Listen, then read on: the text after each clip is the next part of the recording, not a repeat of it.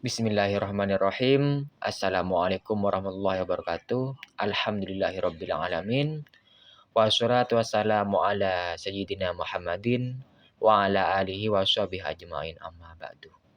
Pertama-tama yang kami hormati pengasuh Pondok Pesantren Zainul Hasan Genggong, yakni Al-Mukarram Kiai Haji Hasan Mutawakil Allah SHMM, dan yang kami hormati Rektor Universitas Zainul Hasan Genggong, yakni Bapak Rektor Abdul Aziz Wahab BAM AG, dan yang kami hormati dosen pembimbing 1 dan 2, yakni Ustazah Nur Fatimah MPD dan Ustazah Hawa Hidayatul Hikmiyah MH. Dan tak lupa pula kedua orang tua saya yang mana beliau sampai saat ini membimbing saya dan mendoakan. Perkenalkan, nama saya Muhammad Hanan, Prodi PAI Fakultas Tarbiyah. Di sini saya akan menjelaskan atau mempresentasikan tentang proposal saya yang berjudul Internalisasi Nilai Religius pada Siswa Non-Santri melalui kegiatan keagamaan di MTS Raudul Fatah Puspan Maron Probolinggo. Alasan saya memilih judul ini karena pentingnya penanaman nilai-nilai religius dalam dunia pendidikan, khususnya pada lembaga pendidikan Islam seperti madrasah. Nilai religius memiliki peran yang sangat penting dalam membentuk karakter, sikap, serta perilaku siswa agar sesuai dengan ajaran agama Islam. Melalui internalisasi nilai religius, siswa diharapkan tidak hanya memahami ajaran agama secara teoritis, tetapi juga mampu mengamalkan nilai-nilai tersebut dalam kehidupan sehari-hari. MTS Raudul Fatah Puspan Maron Probolinggo dipilih sebagai lokasi penelitian karena madrasah ini memiliki berbagai program kegiatan keagamaan yang secara rutin dilaksanakan sebagai upaya pembinaan karakter religius siswa. Kegiatan-kegiatan tersebut menjadi sarana yang strategis dalam menanamkan nilai-nilai religius kepada seluruh siswa, khususnya siswa non-santri. Melalui penelitian ini diharapkan dapat diketahui bagaimana proses internalisasi nilai religius yang terjadi melalui kegiatan keagamaan tersebut serta bagaimana pengaruhnya terhadap pembentukan karakter religius siswa non-santri. Yang pertama yaitu proposal saya ini yaitu yang pertama latar belakang. Indonesia dikenal sebagai negara dengan tingkat religiusitas yang tinggi. Namun perkembangan disrupsi digital turut mengaruhi perilaku keagamaan generasi muda, termasuk siswa madrasah. Dalam konteks ini, madrasah memiliki peran penting dalam menanamkan nilai-nilai religius melalui berbagai kegiatan keagamaan seperti istighosah, sholat berjamaah, dan kegiatan rohis. Kegiatan tersebut menjadi sarana pembiasaan yang dapat membentuk karakter religius siswa, khususnya bagi siswa non-santri yang tidak tinggal di lingkungan pesantren dan lebih rentan terhadap pengaruh lingkungan sosial serta media digital. MTS Raudul Fatah Puspan Maron Probolinggo merupakan madrasah yang menyelenggarakan berbagai kegiatan keagamaan rutin sebagai upaya internalisasi nilai religius kepada siswa. Oleh karena itu, penelitian ini berfokus pada proses internalisasi nilai religius melalui kegiatan keagamaan sekolah serta dampaknya terhadap religiusitas siswa non-santri.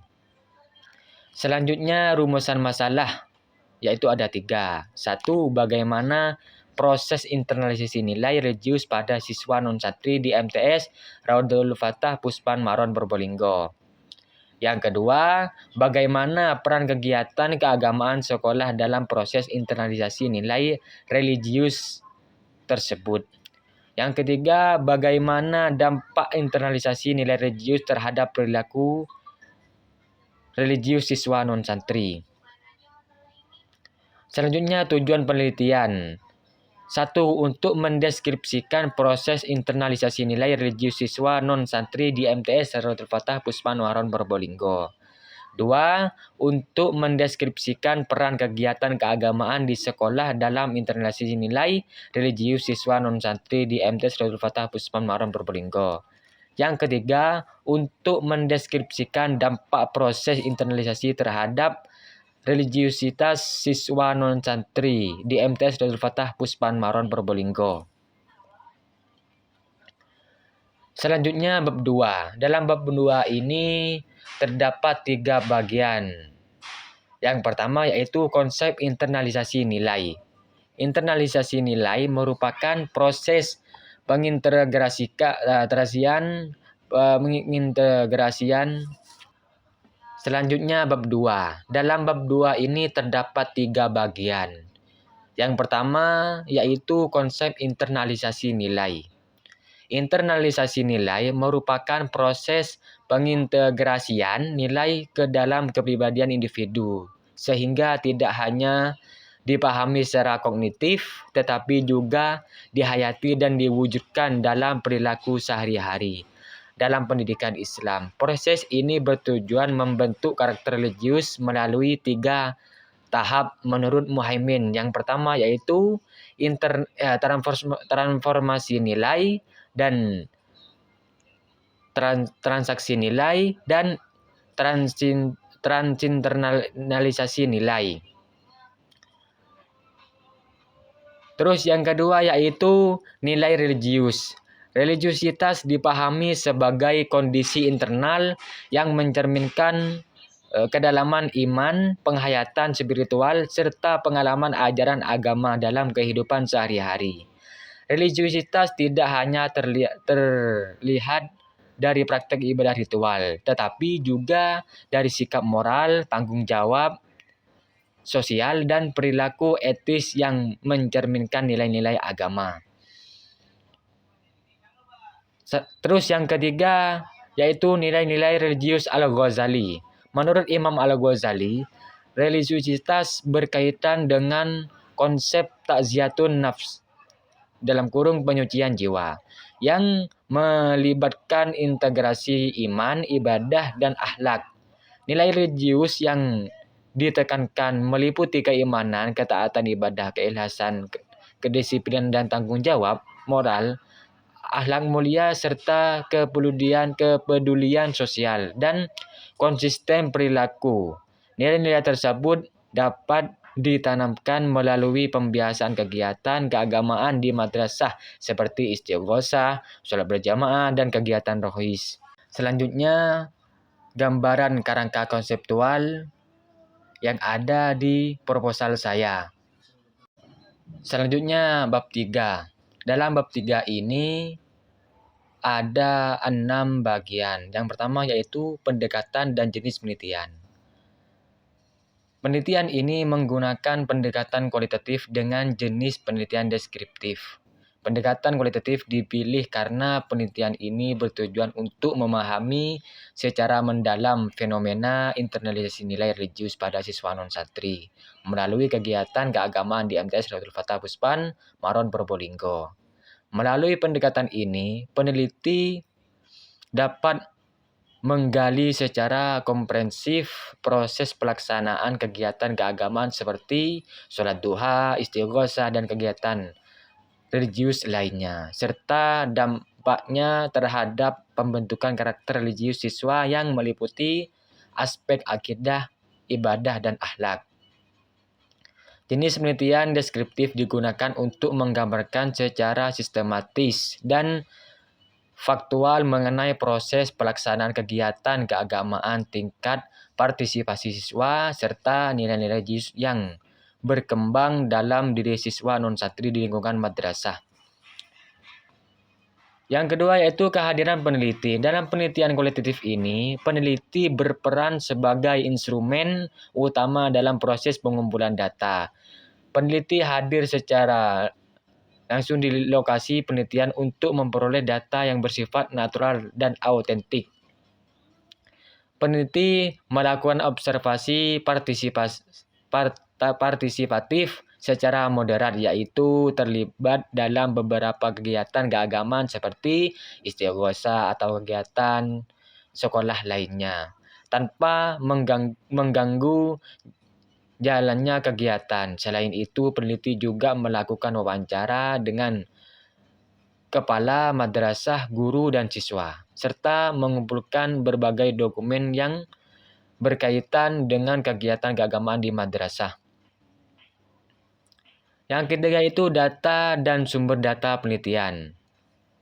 Data primer. Data primer diperoleh langsung dari informan utama di MTS Radul Fatah Puspan Maurad Bulungko, yaitu kepala madrasah, guru PAI, wali kelas, pembina kegiatan keagamaan, dan siswa. Terus data sekunder. Data sekunder diperoleh dari berbagai dokumen madrasah seperti profil madrasah, program kegiatan keagamaan, tata tertib sekolah, laporan kegiatan, foto dan dokumentasi kegiatan religius siswa, dan teknik pengumpulan data. Observasi.